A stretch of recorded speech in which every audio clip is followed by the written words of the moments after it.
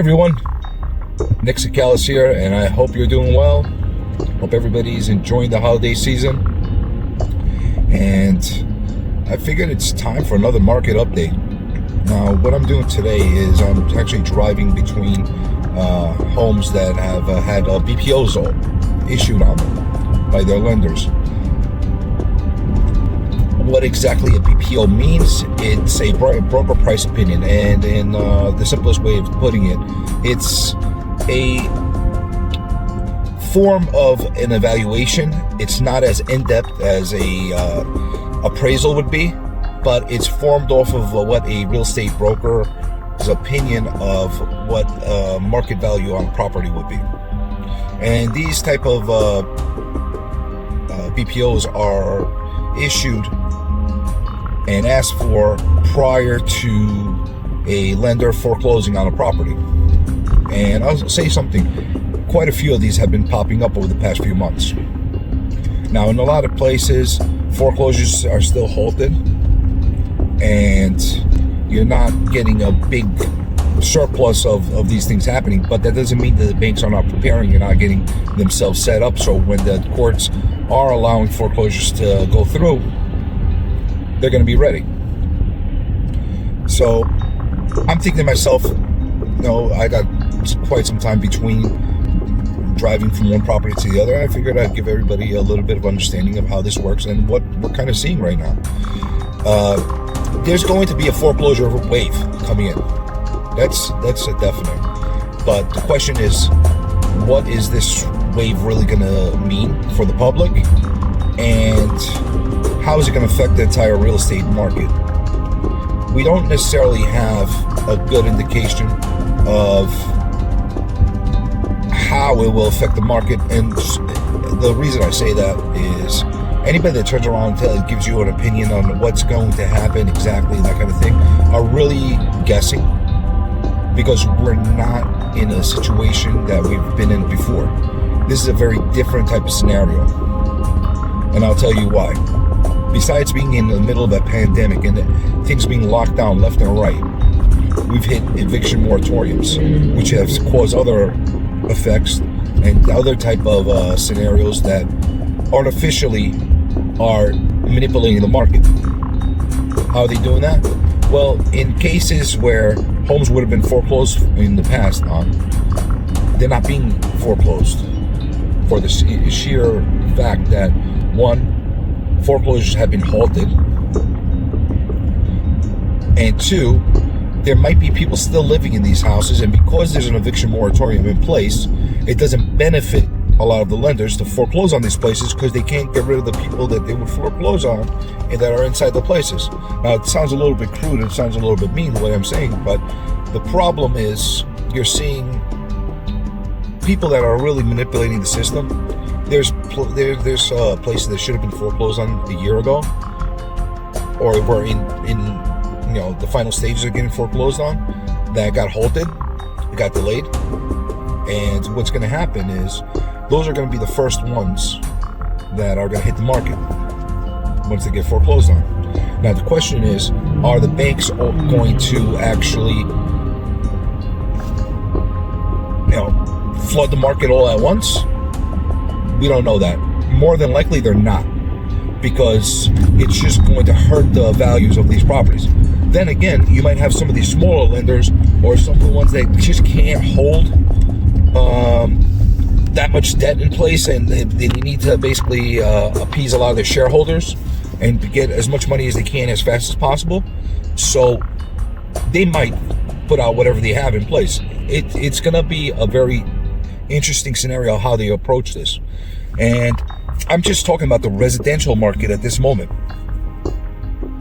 That doesn't include the commercial market. The commercial market is going to be very disturbed, and there's going to be a lot of modifications, and there's going to be a lot of things that are going to affect that might prevent some of these places from getting foreclosed on. We're not sure yet. Everything is up in the air, because eventually something's going to have to give. Something is going to have to be applied that gives everybody a better understanding of how they're going to be able to move forward. And that's, when I say everybody, I don't mean only the banks, the lenders, the mortgage brokers, the real estate agents, the homeowners, the landlords, the tenants. Everybody right now, they're in a state of confusion of knowing how to be able to operate. Now, you get a lot of housing predictions saying we're going to hit a major crisis in 2021. I'm not so convinced that we're going to hit that major crisis in 2021. And if we do, I feel that it's going to be in the later half of 2021.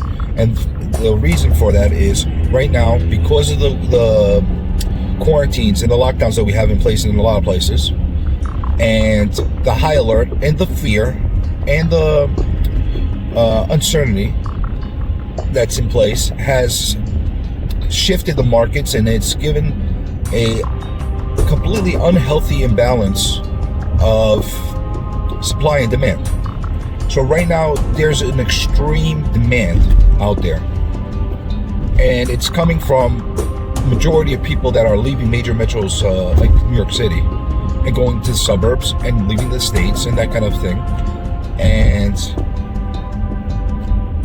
because of that, whatever inventory existed or whatever inventory goes on the market pretty much goes as fast as it hits the market, because there's just not a lot of options out there. And in the meantime, you also have a lot of sellers that were ready to sell, or they did have their homes on the market or the properties on the market prior to getting locked down, that either pulled off their homes or are deciding to not put their places on the market because of the fact that they don't know where they're going to move to. And that's a big thing.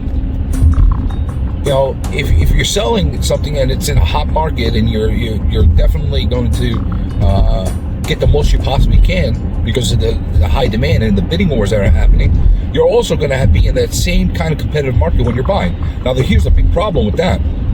You might not actually find what you're looking for because it's non-existent or it doesn't exist on the market right now. So you're seeing that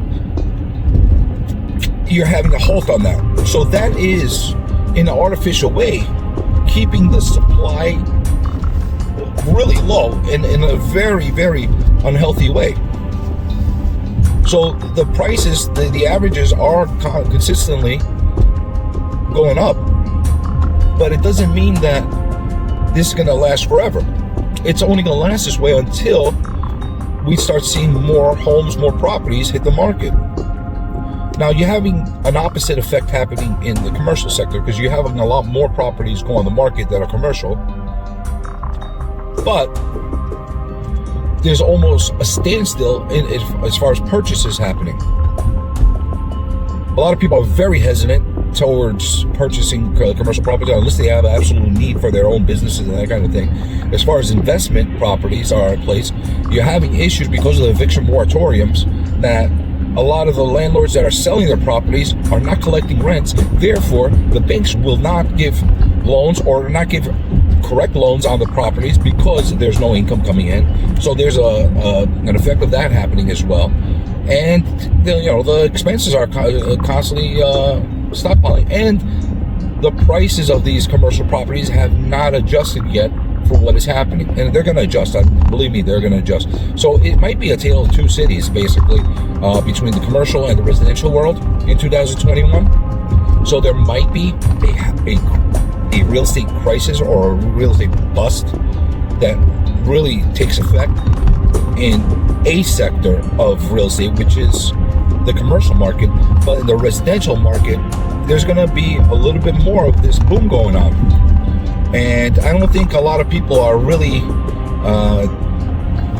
actually getting into, the fact that real estate is just not one broad brush of everything. There's a lot of different sectors and there's a lot of different things that basically are making it very tough to predict. We're going to go in two different ways right now. And these foreclosures that are coming in, believe me, even if the residential market starts to, put these foreclosures out on sale to the general public in the matter of, months and we're going 2021, they're not going to catch up in time with the inventory deficit. They're just not. And at the same time, here's another thing. A lot of these foreclosures are not going to be for everybody. So you might have a lot of these foreclosures that actually sit on the market for extended periods of time, and they might not sell very quickly because they might not be mortgageable in some ways.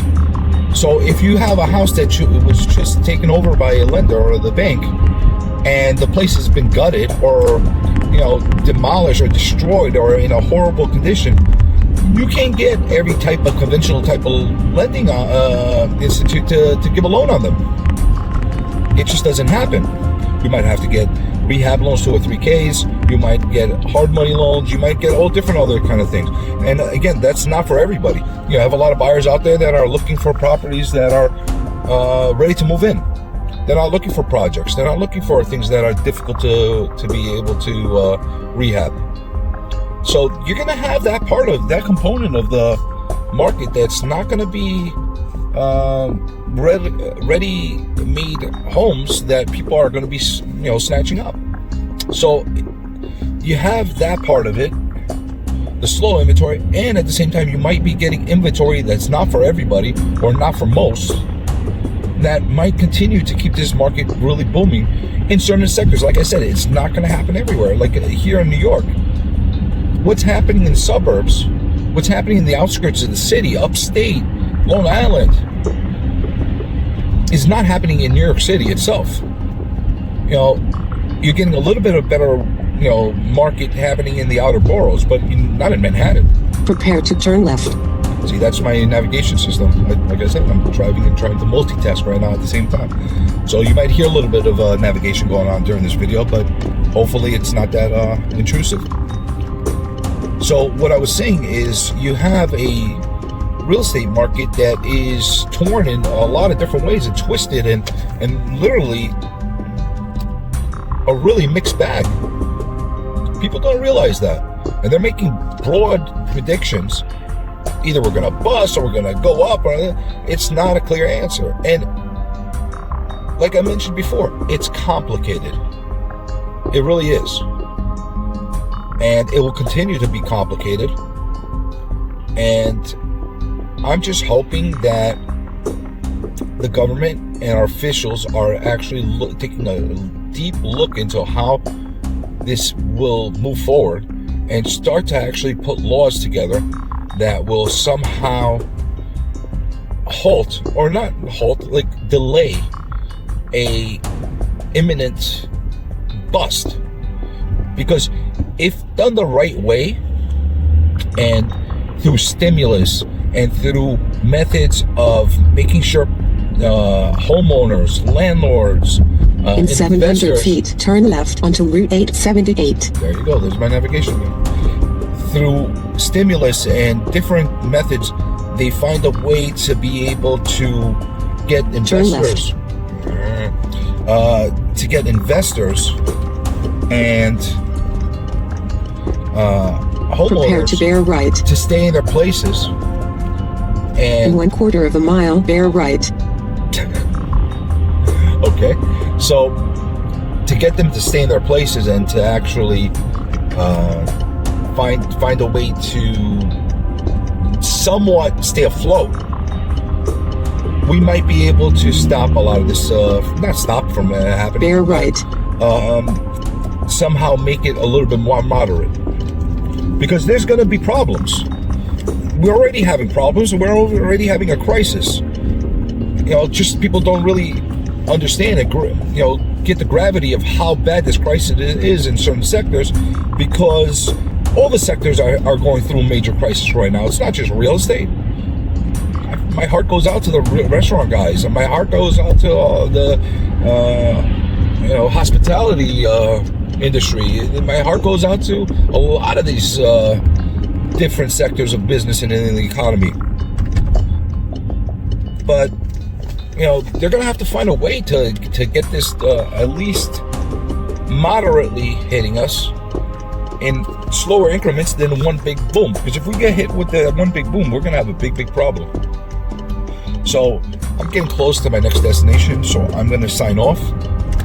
But before I sign off, make sure that you click the like button, press share, comment, and of course subscribe if you haven't subscribed yet. And I'll be back with you with a video very soon.